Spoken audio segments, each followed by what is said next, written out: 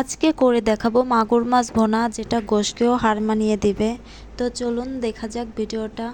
আসসালামু আলাইকুম, কেমন আছেন সবাই? আশা করি আল্লাহর রহমতে আপনারা সবাই ভালো আছেন। আলহামদুলিল্লাহ, আমিও ভালো আছি। মাগুর মাছটা প্রথমে খোসাটা ছাড়িয়ে নিয়েছি, নিয়ে কিছুটা গরম পানির মধ্যে দিচ্ছি, কারণ মাগুর মাছে অনেক গন্ধ থাকে, অনেকে আমরা খেতে পারি না, তার জন্য। তারপরে গরম পানি থেকে উঠিয়ে এনে ভালো করে লবণটা দিয়ে ধুয়ে নিলাম। এখন মাগুর মাছটা মাখাবো। ধোয়া মাগুর মাছের ভিতর হলুদ, লবণ, কিছুটা লেবুর রস, কিছুটা শুকনো ঝালের গুঁড়া আর সরিষার তেল মাখিয়ে অনেকক্ষণ রেখে দিব। এটা রেখে দিলে হবে এখন কড়াইতে তেল গরম করে মাছটা কড়া ভাজা দিয়ে নেব। কড়া ভাজা দিয়ে নিলে মাছের ভিতরটা খেতে ভালো লাগবে। তো মাছটা ভাজা শেষ করে এখন মশলার পালা। মশলা আমি নিয়েছিলাম পেঁয়াজ, রসুন আর আদা নিয়ে শিলপাটায় বেটে নিয়েছি, আর বাকি মশলাগুলো গুঁড়ো মশলা সেগুলোই ব্যবহার করব। তো মশলাটা বেটে নেওয়ার পর ওই তেলের ভিতরে এখন ভুনা করব মশলাটা ভুনা করব সুন্দরভাবে।